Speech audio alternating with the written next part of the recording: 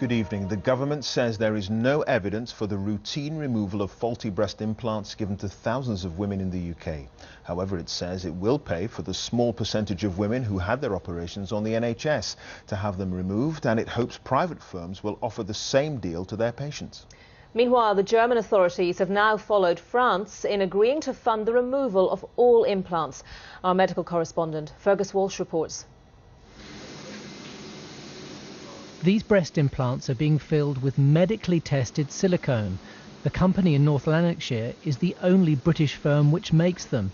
By contrast, the French PIP implants had industrial-grade silicone and were banned.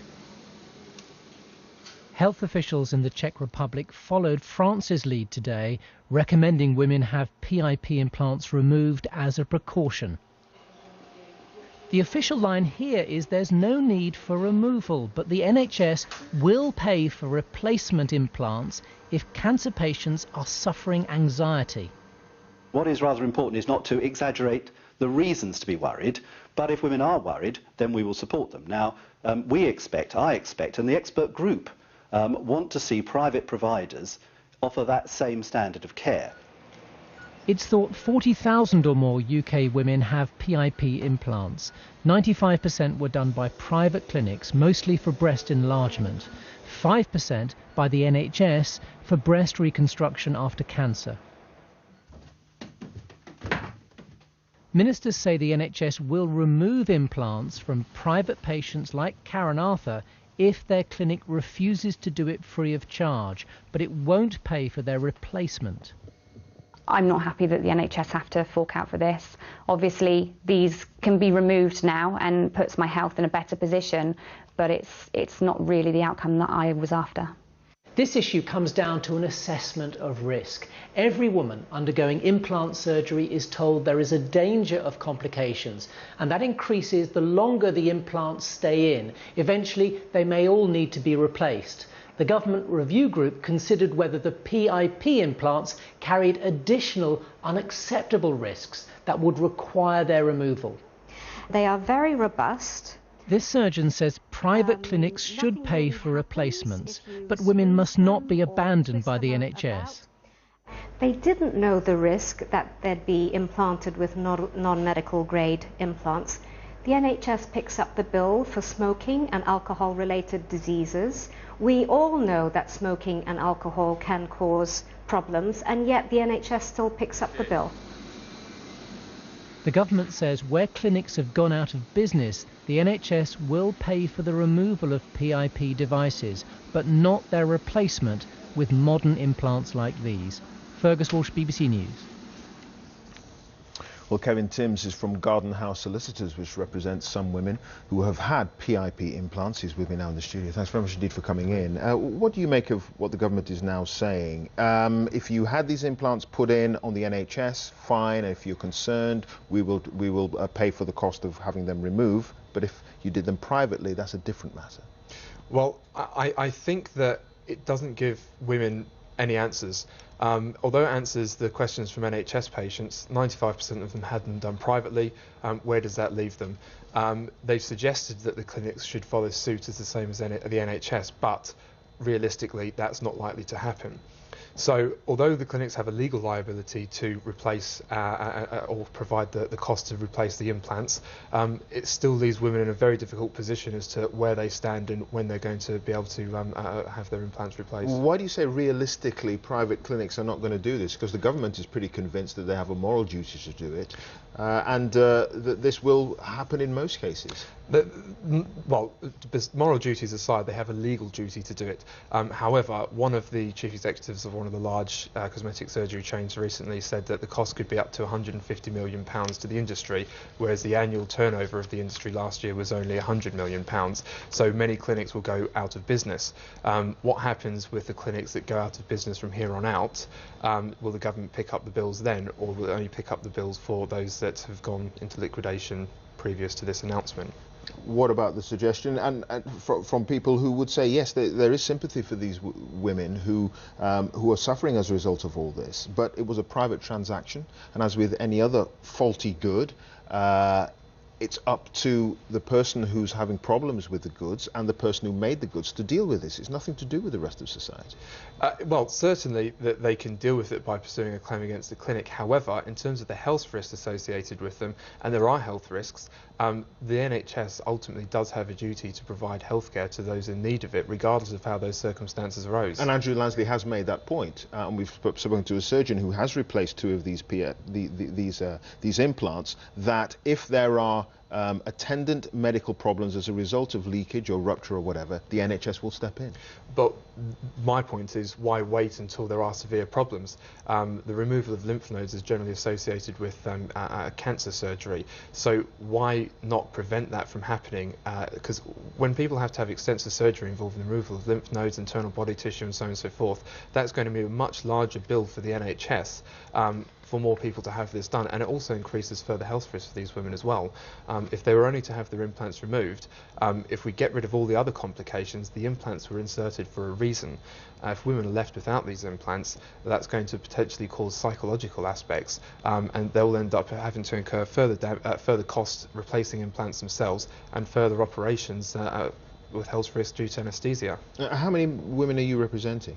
We've got a group action in the High Court with 27 women, but since the PIP scandal's been in the press the last few weeks, we've had over 150 new inquiries. So more women are coming forward? Yes. All right. Kevin Timms, thanks very much for coming in. Thank you. Let's talk now to Tim Goodacre, who's president of the British Association of Plastic, Reconstructive and Aesthetic Surgeons. He joins us from central London. A very good evening to you. Thank you for your time this evening.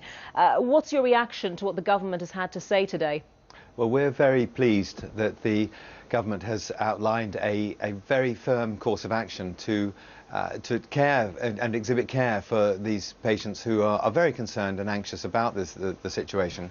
We're also reassured that the expert group has looked at the evidence that and confirmed that there is no good evidence at all that there is any cancer risk to these devices, but there are some uncertainties left in the behaviour of the implants locally, and so as a consequence we are encouraged that there is a route of action which is being encouraged towards a replacement for all patients. There is some divergence here, though, isn't there, between what the government has said today and what your organisation is recommending, namely that the implants be removed. Is that correct? Well, we believe that all of these, the most sensible course of action will be for them to be removed. But there are a lot of patients who may have completely asymptomatic breasts, may just want some reassurance that there's been no leak. But we are overall, our concern goes back to the fact that there is a non-medical grade silicone of unknown outcome. It could be proved to be completely safe, but we don't know that. And so it's unknowns that are what are driving us to recommend some removal.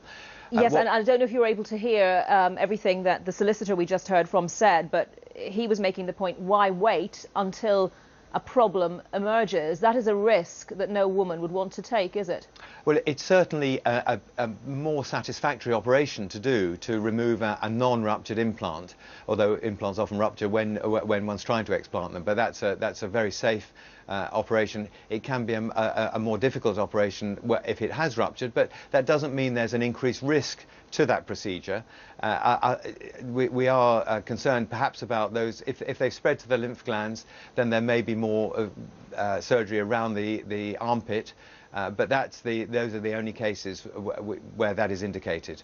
And we're not overly concerned about the added risk attached to surgery. We're giving very clear guidance to general practitioners as to what local effects we would be more concerned about if we see there are some patients reporting lumps in the breast, swelling, inflammation and signs such as that, and deformity of the implant. And we recommend that if they do have those, then they're the first cohort that we would suggest are referred straight away back to their surgeon or back to a reputable NHS clinic if they cannot have any treatment in the private sector.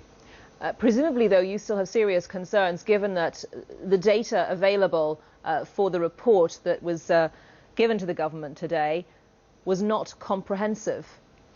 it takes a lot of time to accrue the sort of data that we would need to give the most robust scientific evidence for this, and it may well be that that is impossible to achieve. These are very difficult and complex subjects, and the expert group has done an extraordinary job in a very short period of time to put together the data that it has, given that there was very little data available that was of a robust scientific nature from abroad before we started this process last week. Just bottom line, finally and very quickly, Mr. Goodacre, if a woman does not have any specific problems associated with her breast implants at the moment, should she be concerned or worried if she doesn't have a definite timescale for the removal of those, be it via the NHS or via a private company? No, she shouldn't be worried at all. There is no indication to take urgent action if she is sound at the moment. And I've been reassured that the government's offer of care is one which is not time limited. So that's a very reassuring comment for women who want to sit and consider this. And it does give time for very good consultations. What the NHS is offering and the government here is offering is an assurance that people will have a one-on-one consultation with a surgeon who knows what this is about, and they can then make an informed decision and choice about whether they have it removed, and they will not be left out in the cold if they find that their original provider has gone bust or whatever. They will be offered explantation so they can get rid of the device, which is the concern, the thing that may generate health anxiety. And that's what we're particularly encouraged by. The whole subject of replacement and the debate that you had slightly earlier on with your solicitor, that is one which I don't believe we as a specialist association can particularly comment on. We're concerned that women with health concerns have an avenue and a route forward, and that there will be a lot of clearly legal shenanigans to follow. And we believe the Department of Health will be very firmly engaged with the private sector to ensure that patients are cared for well, as we expect all health needs are in this country. OK, Tim Goodacre, President of the British Association of Plastic, Reconstructive and Aesthetic Surgery. Thank you very much. Thank you very much. And in the last few minutes, we've received this statement from one private healthcare provider, BMI Healthcare, in response to the government's decision today that it is going to pay for NHS patients who've had these PIP implants to have them removed, but it will leave it to private clinics to do that for themselves. BMI Healthcare is saying that its commitment to patient care remains its core priority, and whilst at some stage there will be a need to sort out the finances as regards those who made the implants for the UK market, we do not believe patients should be kept waiting whilst this is resolved. Yes, it goes on, the statement, to say that BMI Healthcare believes that patients with these implants should not be left worrying about either a real or perceived risk, and have therefore decided that any patient who paid this company for its PIP implant surgery and who now wishes to have those implants removed and replaced will be able to do so at no cost. So that statement coming in from the private company BMI Healthcare. Yes, obviously that's the hope from Andrew Lansley and those who wrote this review for the government, that private companies like BMI Healthcare would step in and pay for those patients who are concerned about the PIP implants that they've had, that they will pay for their removal. So this one private company stepping up to the plate there, certainly as far as the NHS and Andrew Lansley is concerned.